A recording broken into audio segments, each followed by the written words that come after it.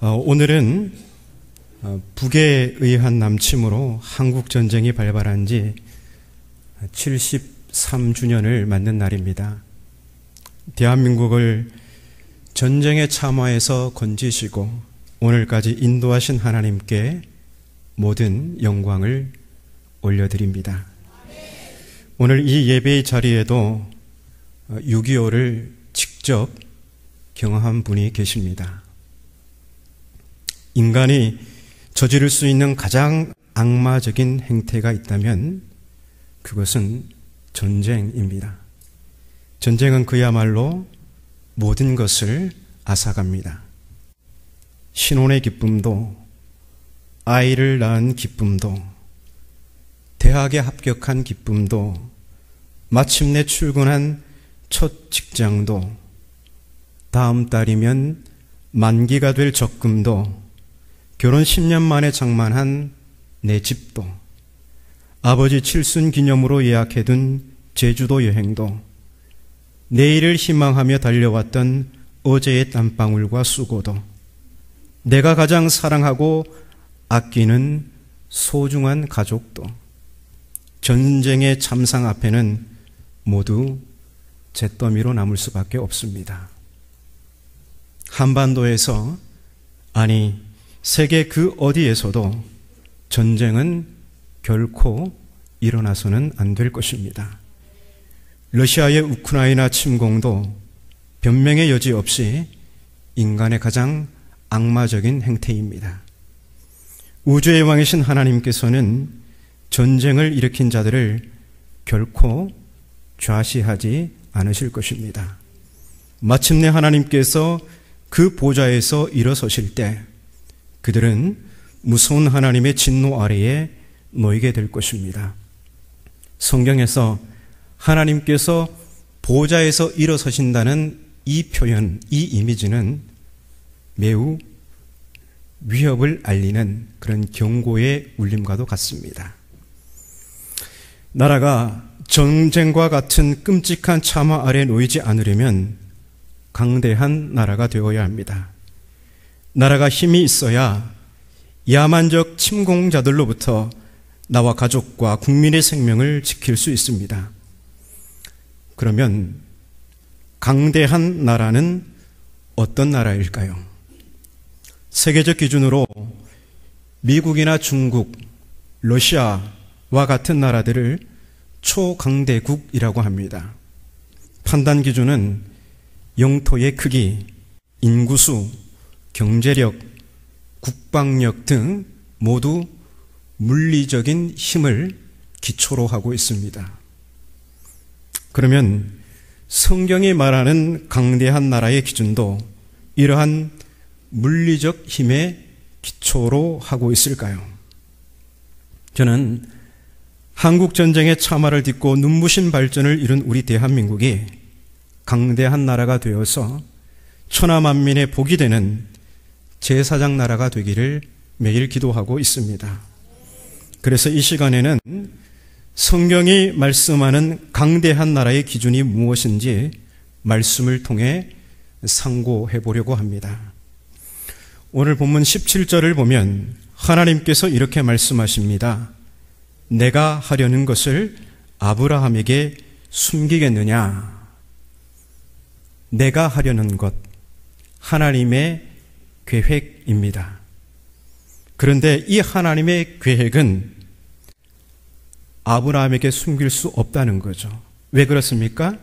이 하나님의 계획은 아브라함을 통해 이루실 하나님의 계획이기 때문입니다.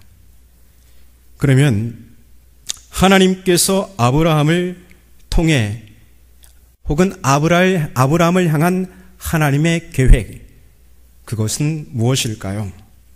18절을 함께 읽어보겠습니다. 본문 18절입니다. 시작. 아브라함은 강대한 나라가 되고 천하 만민은 그로 말미암아 복을 받을 것이 아니냐. 아멘. 아브라함을 향한 하나님의 계획은 그가 강대한 나라가 되는 것이고 또 그가 천하 만민의 복이 되는 것입니다. 그런데 이 둘은 서로 독립적인 계획이 아니라 서로 인과관계로 연결되어 있습니다. 아브라함을 향한 하나님의 계획은 그가 강대한 나라가 되어서 천하만민의 복이 되는 것입니다.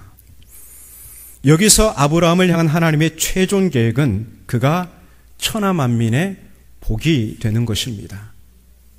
그리고 강대한 나라는 그가 천하만민의 복이 되기 위한 선행 조건으로 나오고 있습니다. 그래서 아브라함이 천하만민의 복이 되기 위해서는 그가 먼저 강대한 나라가 되어야 합니다. 강대한 나라, 오늘 설교의 주안점이 여기에 있습니다. 강대한 나라 하면 여러분에게 얼른 떠오르는 이미지는 무엇입니까? 요즘 경제가 안보다 이런 말 많이 하잖아요. 경제력이 있어야 되죠. 경제력이 있어야 무기라든지 이런 모든 것들을 전시 장비를 다 갖출 수 있습니다. 또 튼튼한 국방력, 그리고 강대국과의 동맹 정도 생각해 볼 수 있습니다. 그러면 우리 한번 살펴보겠습니다. 하나님께서 아브라함에게 너 강대한 나라가 되려면 이렇게 해야 해 라며 주문한 것이 경제력인지 튼튼한 국방력인지 주변 강대국들과 동맹인지 아니면 이 세 가지 모두를 말씀하는 것인지 살펴보겠습니다. 본문 19절을 보시면 하나님께서 친절하시게도 아브라함이 하나님의 계획을 성취할 수 있도록 강대한 나라가 되는 방법을 일러주십니다. 그것은 한마디로 여호와의 도를 지키라입니다. 우리 본문 19절을 함께 읽겠습니다. 시작. 내가 그로 그 자식과 권속에게 명하여 여호와의 도를 지켜 의와 공도를 행하게 하려고 그를 택하였나니 이는 나 여호와가 아브라함에게 대하여 말한 일을 이루려 함이니라. 아멘. 네. 여호와의 도를 지키라 라고 말씀하고 있죠. 자, 이 말씀에서 도라는 히브리어 낱말이 데레크입니다. 데레크인데 길이라는 의미가 있고요. 또 걸어가는 걸음을 의미하는 걸음이라는 의미도 있습니다. 그래서 여호와의 도를 지킨다는 것은 여호와께서 앞서가신 그 길을 따라 걸어가는 것입니다. 그런데 여호와는 온 땅의 왕이십니다. 그래서 여호와의 도를 지킨다는 것은 왕이신 여호와께서 앞서가신 그 길을 따라가는 것을 일컫는 것입니다. 왕은 통치자죠. 그래서 왕이 앞서가신 길이란 다름 아닌 왕의 통치 방식을 의미합니다. 따라서 여호와의 도를 지키라는 말의 보다 정확한 의미는 왕이신 여호와께서 앞서 보이신 통치 방식을 그대로 따라 행하라, 이런 주문이 되는 것입니다. 그렇다면 아브라함은 왕이신 하나님의 통치를 대행하는 자가 됩니다. 그는 왕이신 하나님의 통치 방식을 그대로 따라 행할 때 그를 향한 하나님의 계획을 이룰 수 있습니다. 그러면 왕이신 하나님께서 앞서 보이신 통치 방식이 무엇일까요? 다시 본문 19절을 함께 읽겠습니다. 시작.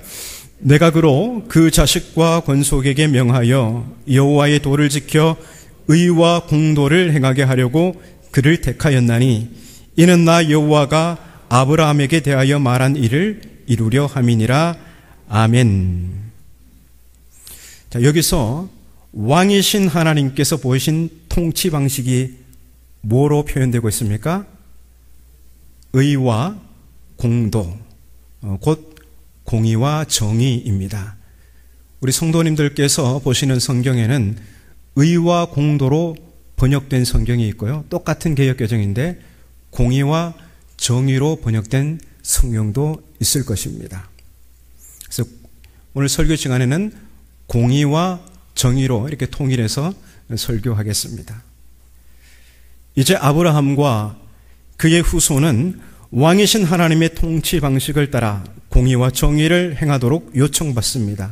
왜냐하면 공의와 정의가 올바르게 실행될 때 아브라함은 강대한 나라가 되고 그로 인해 천하 만민의 복이 되는 하나님의 계획이 실현되기 때문입니다. 그래서 성경이 말하는 강대한 나라, 히브리어로 고이 가돌입니다. 고이는 민족 나라를 뜻하는 것이고 가돌은 영어로 great라는 뜻입니다. 위대한, 강대한 나라 고이 가돌입니다. 그래서 이 성경이 말하는 강대한 나라는 세속 사회가 말하는 물리적 힘에 기초하고 있지 않습니다. 그러면 성경이 말하는 강대한 나라의 기초가 되는 공의와 정의는 어떤 힘을 말하는 것일까요? 결론부터 말씀드리면 그것은 인간의 곧 사랑의 힘입니다.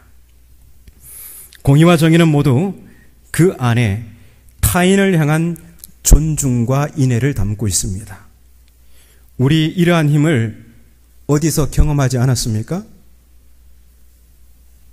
하나님은 사랑이시라. 우리를 향한 하나님의 사랑에서 이것을 우리는 경험한 바 있습니다. 그래서 공의와 정의는 사랑이신 하나님의 속성, 본질을 말하는 것입니다. 우리 교동문 읽을 때 보지 않았습니까? 그는 공의와 정의를 사랑하시며 이렇게 표현하고 있죠. 교동문에. 네. 공의와 정의는 하나님의 속성, 하나님의 본질입니다. 이 사랑의 힘이 그 위력을 떨치는 나라, 그 나라가 바로 강대한 나라입니다. 그렇다면 이제 공의와 정의가 무엇인지 좀 더 구체적으로 살펴보겠습니다. 공의는 히브리어로 째다카라고 합니다. 제가 주일낮에 자꾸 이상한 얘기를 해서 죄송합니다만 네, 히브리어로 째다카 이 정도는 좀 알고 계시면 좋습니다. 그 의미를 풀었으면 하나님의 마음을 알고 그대로 행하는 것입니다. 하나님의 마음을 안다는 것은 하나님의 마음에 우리가 공감한다는 거죠. 하나님의 마음을 공감하고 그대로 행하는 것을 가리켜서 바로 째다카라고 합니다. 공의라고 합니다. 우리를 향한 하나님의 마음이 무엇일까요? 그 하나님의 마음을 알아야 하잖아요. 예수님은 어떻게 말씀하셨습니까? 내가 너희를 사랑한 것 같이 너희도 서로 사랑하라. 이게 핵심이에요. 그래서 이 하나님의 마음을 핵심적으로 요약한 것이 내 이웃을 내 자신같이 사랑하라 입니다. 바로 이게 이웃을 향한 그 마음이 단순히 이웃을 향한 공감을 넘어서서 하나님과 공감하는 거예요. 왜냐하면 이게 하나님의 마음이기 때문에. 내가 이웃을 향해 공감할 때 그것은 동시에 하나님과 공감하는 것입니다. 이게 째다카입니다. 그래서 우리가 일상에서 공의를 실천하며 산다는 것은 이웃을 나 자신과 동등한 존엄한 인격체로 대하며 살아가는 것입니다. 이것이야말로 하나님의 마음을 알고 그대로 행하는 째다카의 삶입니다. 예수님은 이런 째다카의 삶을 일상에서 잘 실천할 수 있도록 아주 유용한 공식을 우리에게 주셨어요. 이 공식을 잘 대입하면 우리는 째다카를 실천하는 공의로운 삶을 살 수 있습니다. 그 공식이 마태복음 7장 12절인데요. 우리 화면을 보시고 함께 읽겠습니다. 시작. 그러므로 무엇이든지 너희도 남을 대접하라. 이것이 율법이요 선지자니라. 아멘. 예수님의 말씀인데요. 혹시 뭐 대단하게 보이십니까? 말씀이? 그냥 그만한 말씀 같죠? 저도 이 말씀을 누가 이렇게 신학교에서 처음에 이게 신약의 황금률이라고 하더라고요. 황금률, 금과 옥조와 같은 최고의 법이라는 거예요. 그래서 모든 성경을 집약하면 그 핵심이 바로 이 마태복음 7장 12절 말씀이라는 겁니다. 근데 읽어보니까 뭐 대단해 보이지 않습니다. 그러므로 무엇이든지 남이 나에게 이렇게 해주기를 바라는 대로 너도 그렇게 남에게 행하라. 이것이 온 성경의 핵심이다. 그냥 당연한 것 같기도 하고 그렇습니다. 그런데 한 번만 더 생각해 보면요. 사람은 보통 자기중심적입니다. 그런 우리에게 이 황금률의 말씀을 잘 대입해 보십시오. 남이 나에게 이렇게 주기를 바라는 대로 무엇이든지 예외 사항이 없다는 거죠. 그렇게 내가 남을 대한다면 이 둘 사이는 어떤 관계가 형성될까요?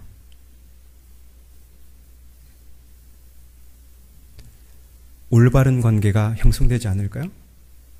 그 째다카의 본래 의미가 올바른 관계예요. 남이 나를 존중하고 나를 잘 대해주고 내가 혹이라도 실수가 있더라도 그럴 수 있지. 남이 나에게 그렇게 해주기를 우리가 바라지 않나요? 그럼 나는 어떻게 행하는 거예요? 그 사람에게? 그대로 행하라는 거예요. 이 둘 사이에 문제가 있을 수 있을까요? 없습니다. 그래서 이 말씀, 이 공식, 마태복음 7장 12절을 대입하면요. 정말 세상은 아름답습니다. 문제가 생길 수가 없어요. 그런데 이 황금률의 말씀을 보면요.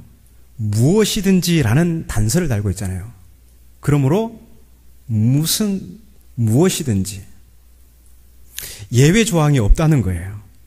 자기중심적인 인간은 그래도 내가 더 높은 지위에 있는데, 그래도 내가 더 고생했는데, 그래도 내가 더 배웠는데, 그래도 내가 더 많이 냈는데, 그래서 나보다 못하다고 생각한 사람이 나와 똑같은 대우를 받을 때 우리 마음이 어떻습니까? 왜 다 좋은 것처럼 그렇게 하고 있습니까? 네. 불편하잖아요. 내가 더 높은 지위에 있는데, 백인들은 우리가 백인인데, 유대인들은 우리가 유대인인데, 우리 남과 비교해서 우리가 조금 더 나을 때 그때 기분 좋지 않습니까? 포도원 품꾼 비유가 그런 거잖아요. 자기가 이른 아침부터 와서 일했는데 저 마지막 시간에 와서 1시간 일한 사람이 자기가 똑같이 대우받아요. 얼마나 불편합니까? 더 많이 줄 줄 알았는데 똑같이 주는 거예요. 사람은 이처럼 자기중심적이에요. 근데 여러분, 만일 내 자녀가 뭘 하든 그렇게 느려요. 답답해요. 그래서 학교 생활에서 놀림감이 되고 아이는 그럴수록 더 위축됩니다. 그래서 학교를 안 가려고 해요. 여러분, 이 세상의 원리라면, 진화의 질서라면 경쟁에서 도태되어 사라지는 것은 별 대수롭지 않는 거예요. 왜? 그냥 그 사람이 부족하기 때문입니다. 하지만 사람은 어떤 이유에서든 뒤처질 수 있고 자빠질 수 있습니다.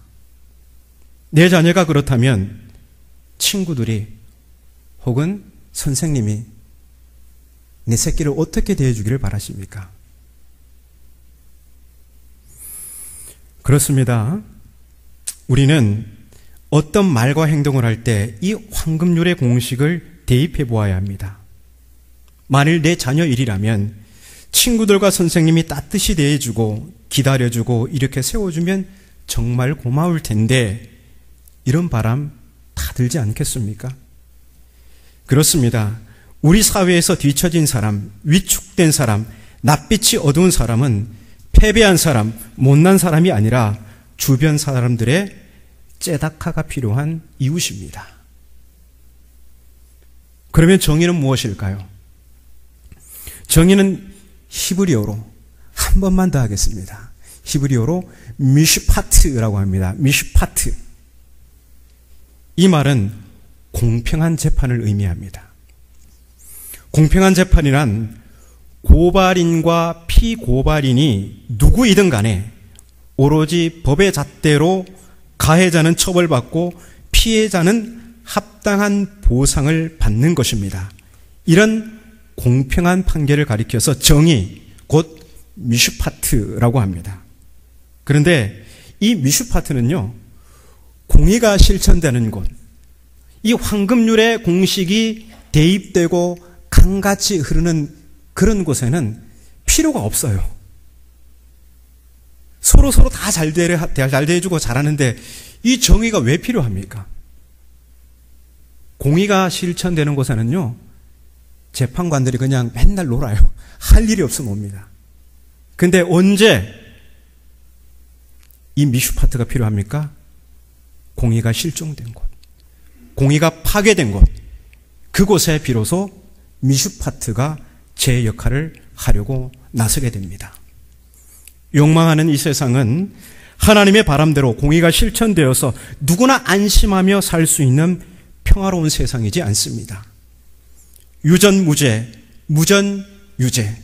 돈 있으면 유죄도 무죄로 선고되고 돈 없으면 무죄도 유죄로 선고되는 이런 어긋난 세상에서 강자들에게 이 황금률의 말씀, 예수님의 가르침은 어떤 의미일까요? 무엇이든지 조롱할 겁니다. 웃기고 있네. 나는 예외야.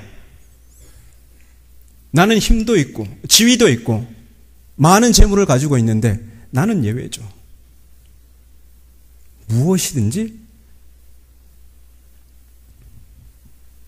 이들은 자신이 가진 힘으로 전능자의 자리에 올라서 약자들을 무시하고 짓밟습니다.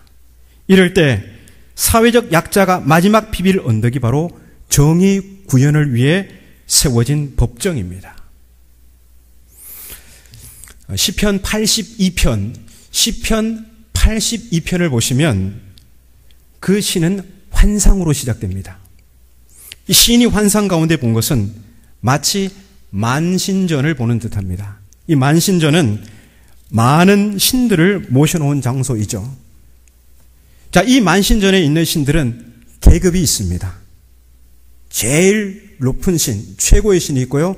그 아래에 점점 계급이 낮은 신들이 있죠. 그런데 신이 환상에서 본 최고 높은 신은 하나님이십니다. 그리고 다른 신들은 하나님께서 부리시는 신들입니다. 그런데 신은 이 환상에서 최고의 신이신 하나님께서 다른 신들에게 책임을 따져 묻는 장면을 보게 됩니다. 하나님께서 다른 신들에게 공평한 재판을 하도록 직무를 주시며 그 일을 맡기셨어요. 그런데 그들은 악인들의 편을 들며 불공평한 판결을 내립니다. 그래서 하나님은 그들을 불러 모으시죠. 그리고 그들이 행한 불의를 질책하시면서 책임을 묻습니다. 알고 보니 하나님 아래에 있는 하나님이 부리는 신들은 다름 아닌 재판관이었습니다. 흥미로운 것은 시편 82편은 재판관을 신들이라고 표현한다는 것이죠. 재판관이라는 낱말이 있잖아요. 그런데 희한하게 신들이라고 표현합니다. 원문을 봐도 그래요. 아주 죄송합니다. 아까 하고 만다고 그랬는데 또 이 원문에는 재판관이 쇼페트라는 겁니다. 쇼페트라는 말인데 쇼페트를 쓰지 않고 하나님 신들 뜻하는, 이건 아시죠? 엘로힘이라고 썼어요. 이 재판관을. 왜 재판관을 뜻하는 그 낱말이 분명히 있음에도 왜 하나님 혹은 신들을 뜻하는 이 엘로힘을 썼을까요? 그것은 재판관이라는 직책의 중요성을 강조하기 위해서입니다. 재판관은 신의 대리자, 곧 하나님 통치의 대리자라는 뜻입니다. 그러니까 그만큼 중요한 직책이라는 것입니다. 공의가 실종되고 사회적 약자들의 억울함이 있을 때 그들의 마지막 비빌 언덕이 법정입니다. 이들은 사법적 정의가 실현될 거라는 기대를 걸고 최후의 보루인 법정을 향해 가는 것이죠. 그런데 최종 선고에서 가해자와 피해자가 뒤바뀝니다. 이 불의한 재판장은 힘 있는 자로부터 뇌물을 받고 후에 정관 예우까지 보장받으면서 판결을 구부러뜨립니다. 공평한 판결을 내려서 가해자는 처벌받고 피해자는 보상을 받아 사법적 정의를 구현하는 게 재판장의 직무인데, 그것이 하나님의 통치를 대리하는 재판관의 소명인데, 이 불의한 재판관은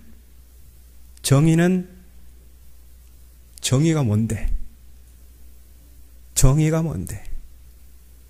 정의를 비웃으며 내팽개쳤습니다. 순식간에 가해자와 피해자가 뒤바뀝니다.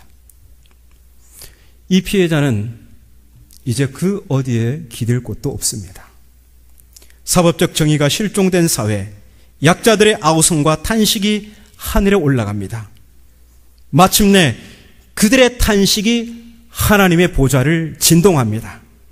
그리고 하나님께서 보좌에서 일어서십니다. 공의와 정의가 실종된 나라, 하나님께서 그 나라를 심판하시기 위해 일어나십니다. 예언자가 하나님이 일어나시는 이 장면을 본다는 것은 나라가 위태로운 상황에 직면했다는 것입니다. 곧이어 하나님의 심판이 시행될 것이라는 경고음입니다. 주전 8세기 아모스가 예언 활동을 하던 북이스라엘은 역사상 가장 넓은 영토와 정치, 경제, 군사적 번영을 구가할 때입니다. 겉으로 보면 모든 것이 최상의 상태였습니다. 하지만 아모스는 그 땅의 통치자들을 향해 정의를 쓴쑥으로 바꾸며 공의를 땅에 던진 자들아, 그들의 민낯을 폭로합니다. 그러면서 무수한 재물과 찬양이라는 위장막으로 그들의 죄악을 감추는 위선자들을 향해 외칩니다. 네 재물도 받지 않고 네 찬양 소리도 듣지 않겠다. 오직 정의를 물같이 공의를 마르지 않는 강같이 흐르게 할지어다. 하나님은 그런 재물 받지 않겠다는 겁니다. 내 비파와 수금소리 듣기에 역겹다고 합니다. 그런 거 말고 오직 정의를 물같이 공의를 마르지 않는 강같이 이 약속의 땅에서 흐르게 할지어다. 그리고는 그 땅에 참혹한 하나님의 심판을 예고합니다. 공의가 사라지고 약자들의 마지막 희망인 사법적 정의가 헌신짝처럼 내버려져 가난한 자들의 아우성과 탄식이 하나님의 보좌를 진동할 때, 하나님의 귀를 타전할 때 하나님께서 보좌에서 일어서십니다. 하나님께서 보좌에서 일어서시면 인간이 보유한 그 어떤 물리적 힘도 하나님의 콧김의 순식간에 잿더미로 남게 되는 것입니다. 우리 대한민국은 한국전쟁의 참상을 딛고 일어나 세계적으로 유례없는 초고속 성장과 발전을 이루었습니다. 한강의 기적이라 불리는 세계가 주목하는 눈부신 발전이죠. 하지만 그렇게 비춰지는 외형적 발전 이면에 우리 사회는 극심한 양극화로 몸살을 앓고 있습니다. 유전무죄, 무전유죄, 공의와 정의가 실종된 우리 사회를 가리켜 하는 말입니다. 그래서 지금은 그 어느 때보다도 교회가 더욱 중요합니다. 교회는 하나님의 마음에 연동되어 예언자적 이성과 감수성을 가져야 합니다. 예언자는 물리적인 힘, 외형적 발전 이면에 있는 우리 사회 약자들을 주목합니다. 그들의 눈망울을 보면서 안색을 살핍니다. 그들의 눈에서 눈물이 흐를 때 예언자는 화들짝 놀랍니다. 그들의 안색이 어두워질 때 예언자는 거기에서 나라의 위태로움을 보고 경악하며 경고음을 울리는 것입니다. 세상의 통치자들이 볼 때, 물리적 힘을 자랑하는 자들이 볼 때 예언자는 미치광이와도 같습니다. 마치 예수께서 3년의 공생의 대부분을 갈릴리 빈민가 가난한 자들, 병든 자들, 세리와 죄인들의 친구로 목회하시면서 권력자들로부터 비난받은 것처럼 말이죠. 여러분, 예수님은 예루살렘 도시 대형교회에서 엘리트들과 오마카세를 즐기며 활약한 목회를 하지 않으셨습니다. 예수님은 유대사회의 약자인 세리와 죄인들의 친구셨습니다. 주여, 우리를 불쌍히 여기소서. 무엇을 하실 수 있거든 우리를 불쌍히 여기사 도와주시옵소서. 어린 내 딸이 죽게 되었사오니 오셔서 그 위에 손을 얹으사 그로 구원을 받아 살게 하소서. 예수님은 부동산 동향이나 주식 시세에는 둔감하셨지만 약자들의 목소리에는 민감하셨습니다. 왜 그렇습니까? 예수님의 마음은 하나님 아버지의 마음과 연동되어 있기 때문입니다. 하나님의 마음과 연동된 자, 그가 예언자입니다. 하나님이 눈여겨보시는 곳을 응시하는 자, 그가 예언자입니다. 하나님께서 보좌에서 일어서실 때 소스라치게 놀랄 줄 아는 자가 예언자입니다. 나라의 외형적 발전과 힘도 중요하지만 예언자는 이 세상이 주목하지 않는 다른 것을 보는 자입니다. 여러분들이 예언자가 되십시오. 사람들은 문명사회가 이뤄놓은 외형적 발전에서 자신만만하지만 그 높은 탑은 필연적으로 더 큰 그늘을 두르기 마련입니다. 그 그늘에서 즐거워하는 자와 함께 즐거워하고 우는 자와 함께 우는 예수의 제자로 살아가시고 정의가 내팽개쳐 칠 때 불의한 권력자들을 향해 예언자적 목소리를 내시기 바랍니다. 그렇게 교회부터 공의와 정의를 실천으로 옮길 때 우리 대한민국은 초강대국도 함부로 할 수 없는 하나님의 임재와 보호가 있는 하나님이 둘러싸서 보호하시는 강대한 나라가 될 것이고 그로 인해 천하 만민의 복이 되는 우리를 향한 하나님의 계획을 실현할 수 있게 될 것입니다. 여러분들이 바로 그 위대한 일들을 감당하시는 거룩한 씨 남은 자들이 다 되시기를 주님의 이름으로 축복합니다.